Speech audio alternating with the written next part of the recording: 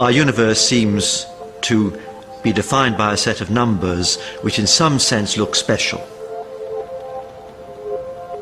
If we had different numbers, we would end up with a sterile universe.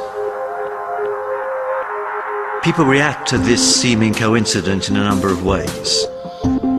You could say it's the outcome of some kind of design or providence. We could say it's a brute fact we have to accept, because these numbers might be determined by some theory which we haven't yet discovered. For a while it was possible to believe that the laws of nature were not so precisely set as to require the hand of a creator. But then a completely new fundamental property of the universe was discovered. An anti-gravity force present in space itself. It is called the cosmological constant, and when cosmologists calculated its effect on the evolution of the universe, they realized it had to be very finely tuned indeed. The fine-tunings, how fine-tuned are they? Most of them are 1% sort of things. In other words, if a thing is 1% different, everything is bad.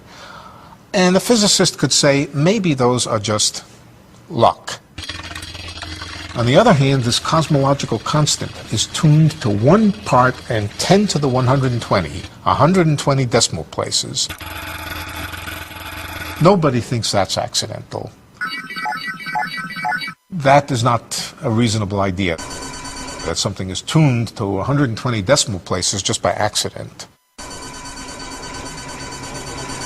That's the most extreme example of fine-tuning. No force in the history of cosmology has ever been discovered to be that finely tuned. The cosmological constant needs to be set to 1 part in a trillion, trillion, trillion, trillion, trillion, trillion, trillion, trillion, trillion, trillion. Otherwise the universe would be so drastically different that it would be impossible for us to evolve. That the cosmological constant arrived at such a tiny value by chance seemed to be out of the question, but the alternative explanation was also impossible to contemplate. Physicists did not want to accept the idea that the laws of nature might be controlled by well, the benevolence of nature. There should be no reason why the luck should just have it that we can exist. It's too much, it's a stretch, it's much too far to stretch. It seemed that hidden in the laws of nature was a value so precise that it was impossible to deny that our universe was designed. But a designed universe requires the existence of a designer, a notion that even the anthropic scientists did not want to entertain.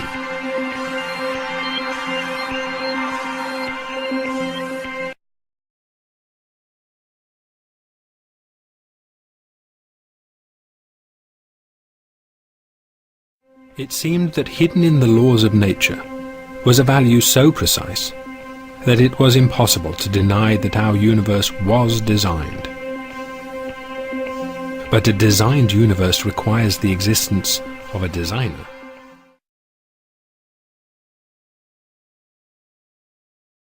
The scientists were between a rock and a hard place. Their own discoveries were pointing them towards an intelligent designer. This is its dislike of mixing religion into physics.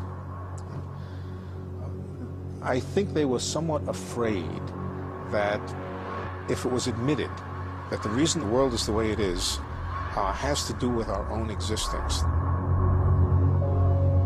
that could be hijacked by the creationists, by the intelligent designers.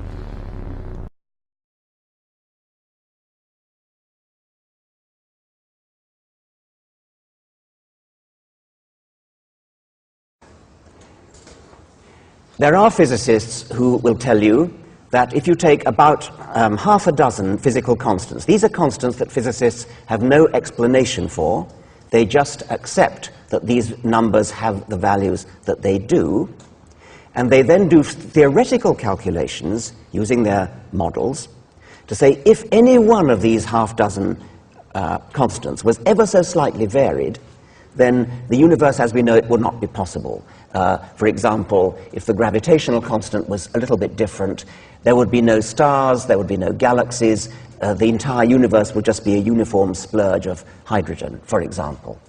You wouldn't have stars, you wouldn't have chemistry, you wouldn't have the formation of the heavier elements, you couldn't have life. And they do the same trick for half a dozen other physical constants. A good example is Martin Rees, the present Astronomer Royal, in his book Just Six Numbers.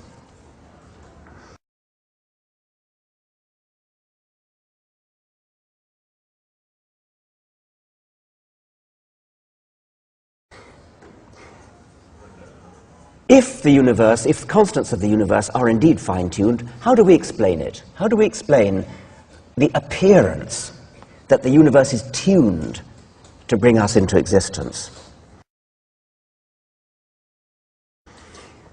Well, theists say God did it. God twiddled the knobs and tuned the physical constants to have exactly the right values. That, of course, is no explanation at all, because it leaves unexplained the tuner. It's just pushing the problem back one step. So we can instantly discount explanation number one.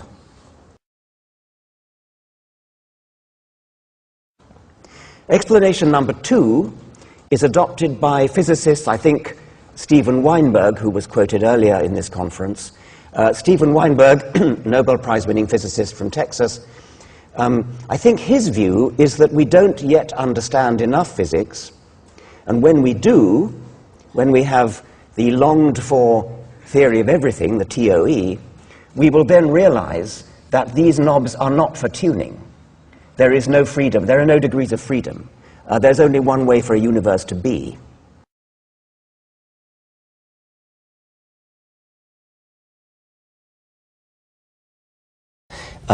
Having accepted the word of physicists that there is an element of fine-tuning, and I've tried to lay out three possible explanations. One would be God, which, as I've said, isn't an explanation at all. One would be the multiverse, and then anthropically, with hindsight, saying we have to be sitting in one of the universes that could give us.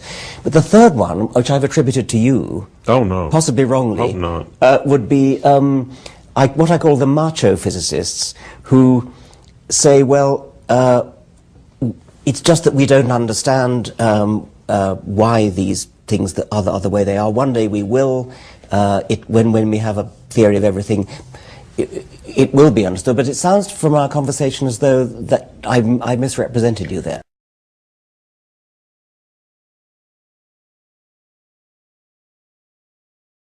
I don't think one should underestimate the fix we're in, that in the end we will not be able to explain the world, that we will have some set of laws of nature.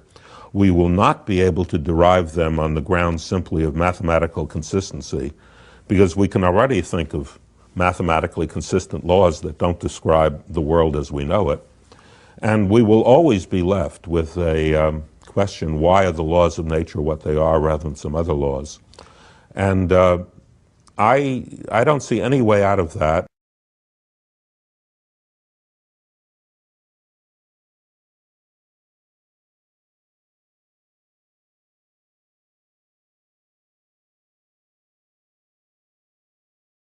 The fact that the constants of nature are suitable for life, which is clearly true, we observe.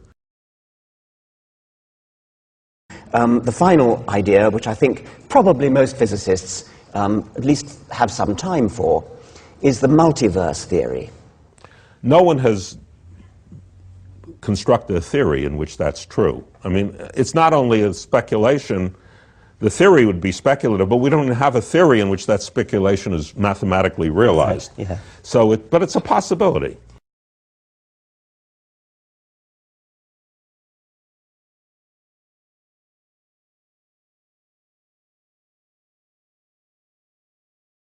And the fact that the cancellation is so precise means that the number of universes in the multiverse you need to postulate in order to anthropically be comfortable with it is very, very large. And it must be at least 10 to the 56, or in fact, exactly, yeah. If you think you have some idea about fluctuations at even shorter distances, I think you would say at least 10 to the 120. In fact, that's a little disturbing.